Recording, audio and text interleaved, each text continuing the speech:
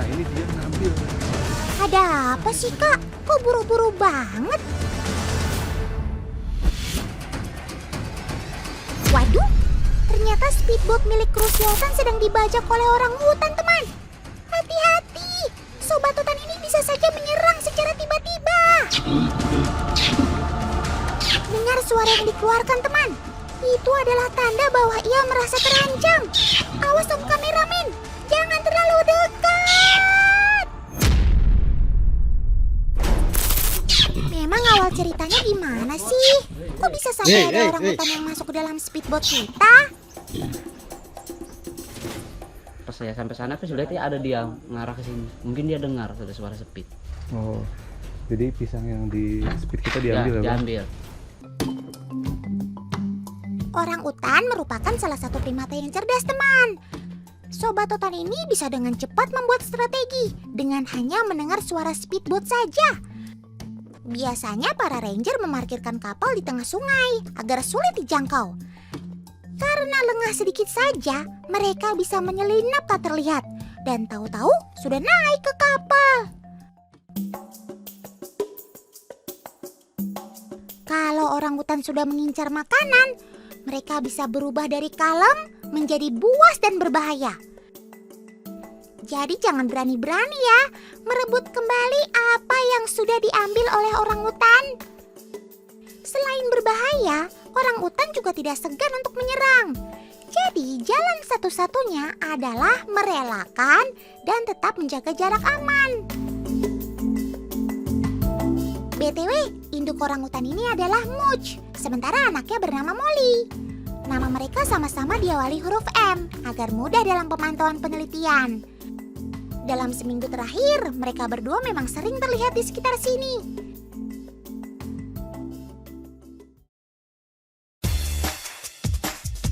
Teman, sepertinya Much mendekati speedboat kita lagi. Ayo Kak, kita ikuti. Kalau tadi Much mengambil pisang, sekarang ia berhasil mengambil kelapa. Untung saja setelah itu Paman langsung menjauhkan speedboat dari dermaga. Kalau enggak, bisa makin runyam nih urusannya. BTW, kamu bisa makan kelapanya, Sob? Kulitnya itu kan keras banget. Weh. Ternyata kamu bisa mengupas kelapa dengan semudah itu ya, Sob? Takjub Otan melihatnya. Orang utan memiliki kekuatan gigitan hingga 575 PSI loh. Sedangkan manusia hanya memiliki kekuatan gigitan 162 PSI. Kebayangkan kalau sampai kita digigit orang hutan. Serem. Karena alasan itulah, Paman Ranger selalu mengingatkan para wisatawan untuk selalu menjaga jarak minimal 5 meter dari orang hutan.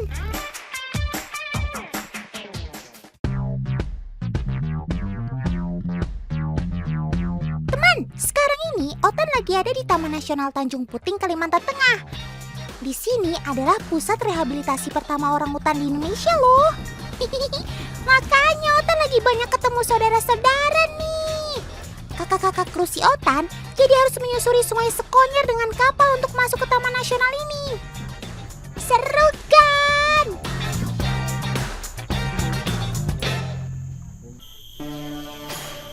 Kenalkan, ini Roger. Dia adalah raja orangutan di area Pos Tanjung Harapan. Sebagai penguasa wilayah, Roger biasa berpatroli hingga radius 24 km. Tapi, kali ini sepertinya ada sesuatu yang aneh. Awas, semua mundur! Om kameramen juga, jangan sampai terlalu dekat. Kalau begini, Paman Ranger harus segera cepat menghalau Roger agar tidak masuk permukiman. Ini adalah dermaga tempat kapal para turis berlabuh.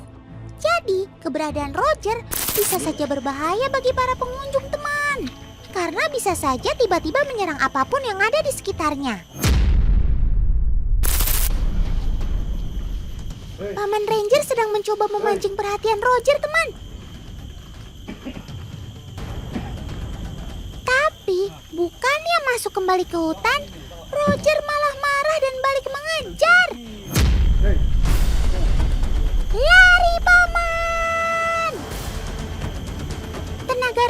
Raja Orangutan sangatlah kuat. Kekuatannya setara 7 orang dewasa. Gawat kan kalau kena colek Roger? Seram. Tapi Otan jadi penasaran, apa sih yang membuat sang raja ini keluar dari hutan dan masuk ke permukiman?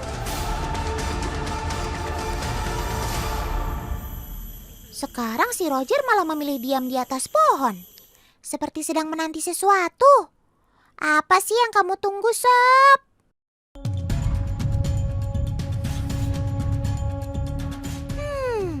Rupanya hari ini adalah hari spesial bagi Roger, teman. Hari ini adalah hari Minggu, hari kedatangan kapal pengangkut pisang dari kota. Seminggu sekali, kapal ini akan datang dari kota untuk membagikan pisang di 3 pos pengamatan. Muatannya 1,6 ton.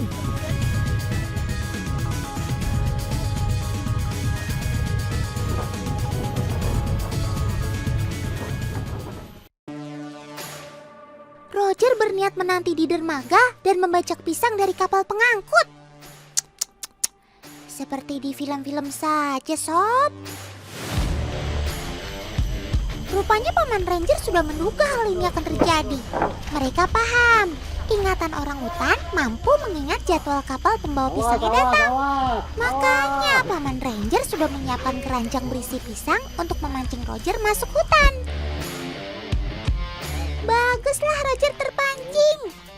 Hati-hati ya Paman Ranger. Kalian dikejar jantan besar yang kelaparan. Tuh kan, Roger seakan tak peduli banyak wisatawan di sekitarnya. Betul begitu bukan, Sob? Sob? Sob? Tuh kan, Otan panggil aja gak nyaut.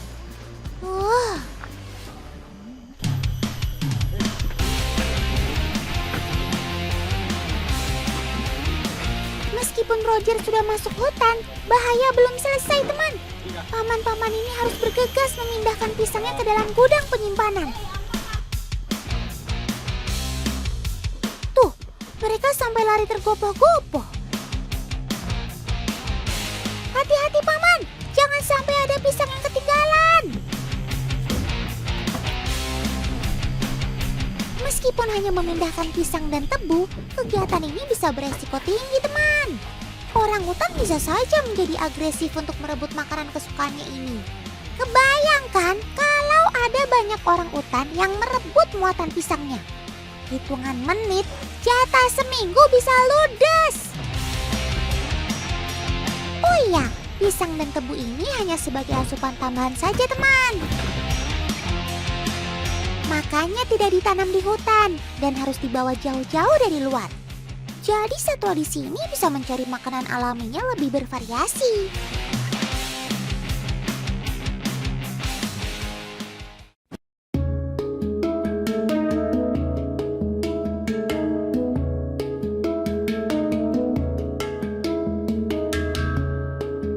Cuaca tidak menjadi halangan bagi para kakak kru untuk bertugas mencari momen, teman.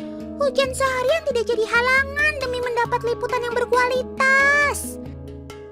Tapi Otan jadi penasaran deh, hujan-hujan begini cari apa sih, Kak? Wih, akhirnya yang dicari-cari ketemu nih, teman. Kecerdasan orangutan bisa terlihat dalam kemampuannya bertahan hidup di alam liar. Nah, salah satu contohnya adalah melindungi diri ketika hujan. Mereka akan mengambil ranting dan daun di sekitar untuk dijadikan sebagai payung alami. Tidak hanya orangutan dewasa saja, teman. Anak orangutan juga melakukan hal yang sama. Kegiatan meniru induknya memang terus berlangsung sampai sobat Otan ini berumur 6 hingga 7 tahun. Oh iya, kemampuan mereka menggunakan alat di sekitar semakin menunjukkan kalau mereka adalah primata yang cerdas. Setuju kan?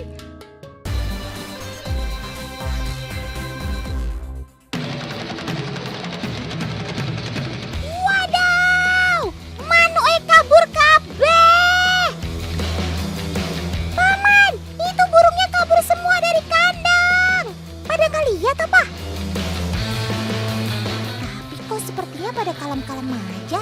Coba Om Editor, Otan mau lihat kejadian sebelumnya.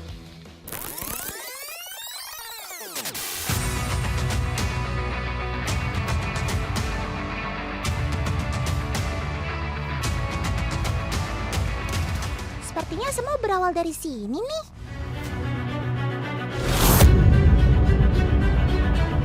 Tapi kok itu ada Karaka juga? Karaka ngapain ada di dalam mobil bareng paman itu? Halo Otan, nggak usah bingung gitu dong, nggak usah panik. Jadi sekarang Karaka nih sama teman-teman klub POM Sembada di Kabupaten Sleman, Karaka mau melepaskan ratusan merpati nih Tan, ya. Ini kita lagi di posisi di daerah apa Mas? Daerah Karanganyar.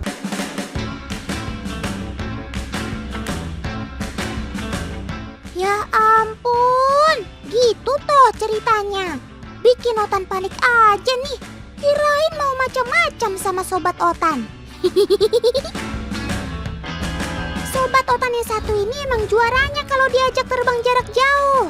Dari Kabupaten Karanganyar menuju Kabupaten Sleman doang sih, gak ada apa-apanya. Hanya berjarak sekitar 70 km. Namanya juga merpati pos, jiwa penjelajahnya sudah ada dari lahir. Ayo Karaka, kalau gitu bantu paman juga tuh.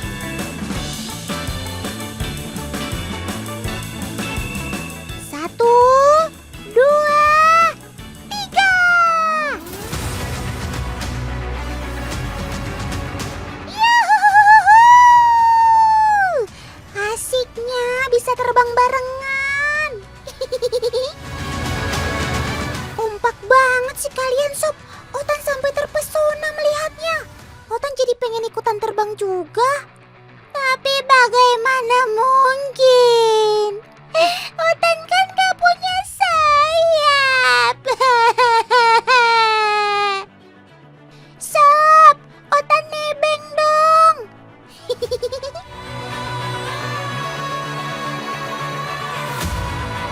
Lepas dari kandang, merpati langsung melesat terbang tinggi. Mereka berkelompok berputar-putar di atas langit, seperti sedang melihat pertunjukan akrobatik ya teman. Berputar di atas bukan berarti mereka kebingungan.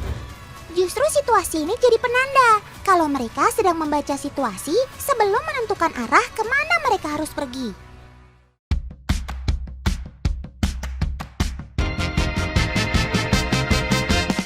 Nah, tiba juga di tempat tujuan. Ratusan merpati pos yang tadi terbang bersama akan pulang ke kandangnya masing-masing.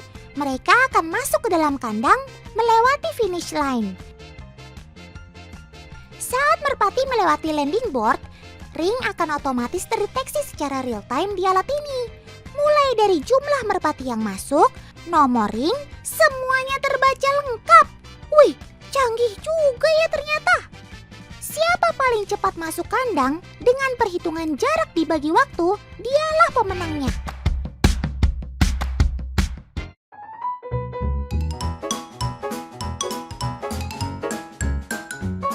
Pasti teman di rumah gak asing deh sama Sobat Otan yang satu ini. Ya, bener, merpati atau si burung dara.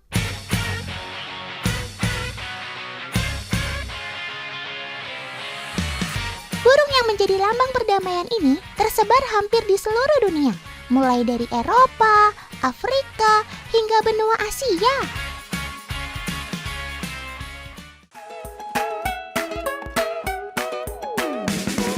Teman, merpati memang sangat cerdas dan mudah untuk dilatih. Makanya gak heran kalau banyak ajang perlombaan unggas ini. Emang apa sih daya tarik Sobat Otan yang satu ini? Coba deh kita tes kemampuan terbangnya ya.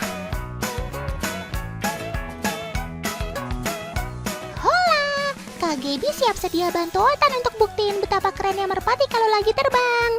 Cakep. Ya, lorong bambunya emang gak panjang sih teman. Tapi karena kecerdasannya, Sobat Otan bisa dilatih untuk terbang melewatinya. Cakep. Biasanya merpati yang udah jago seperti ini akan dilombakan jadi merpati kolong yang mampu mendarat sempurna meski ada kolong atau penghalang lainnya.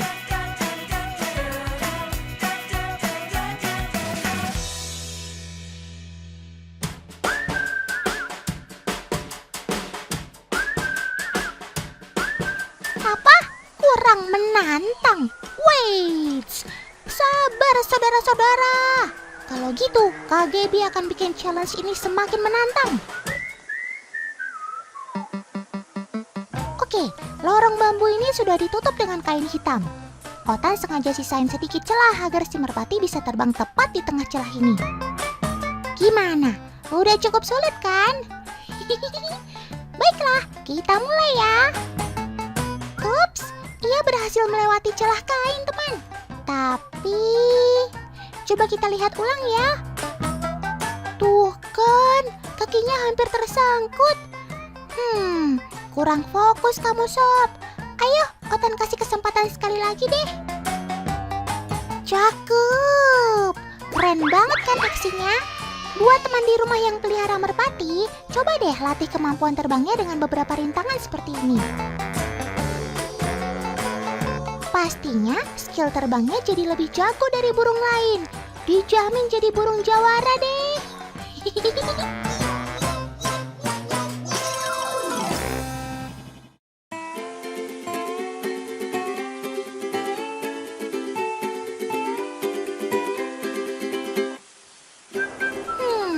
Kenapa ada 2 tali begini ya?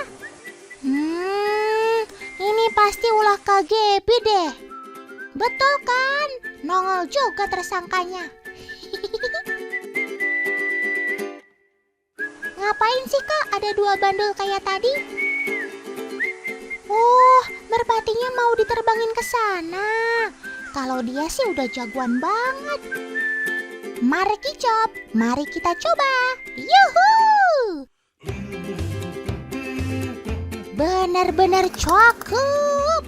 Ngeri, keren banget kamu, Sob. Skill terbang merpati didominasi oleh 2 hal teman, otot dan otak. Latihan dengan jarak 15 meter setiap harinya akan membentuk otot sayap lebih kuat. Wuhuu! Keren bener. Ini baru namanya si jago manuver. Sekarang kita coba dengan 2 merpati ya.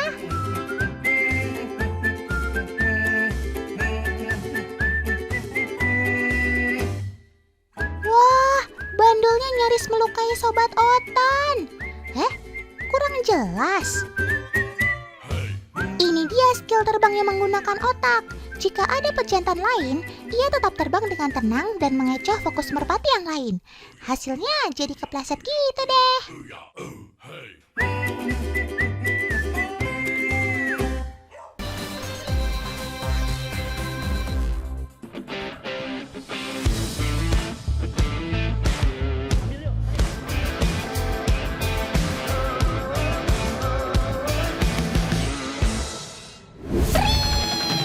Pertandingan dimulai.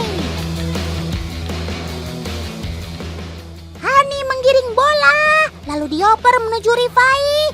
Sayang sekali ternyata harus dihadang oleh Ibas. Ibas menggiring bola, lalu mengoper ke Fakih. Tidak.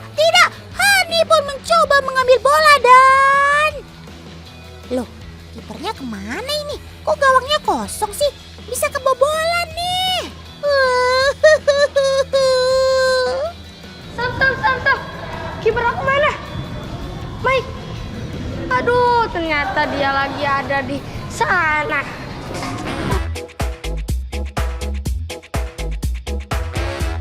Iyalah dalah. Ternyata yang menjadi kiper adalah Soang milik Hani, teman. Sob, jaga gawang kok malah kabur-kaburan sih. Soang bernama Mike ini memang suka berolahraga, teman. Tapi nampaknya ia tidak suka menjadi kiper. Kalau dilihat dari gaya jalannya sih lebih cocok kamu jadi striker, Sob. Tendangan Soang.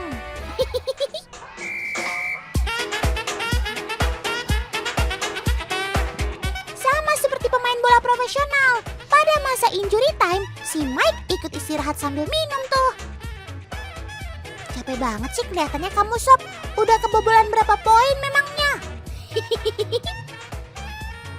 Teman, Soang milik Hani ini memang sudah terbiasa bersosialisasi dengan manusia. Pantes saja kamu lihai dalam menggocek lawan. Ini mah kayaknya malah kamu yang kegocek, Sob.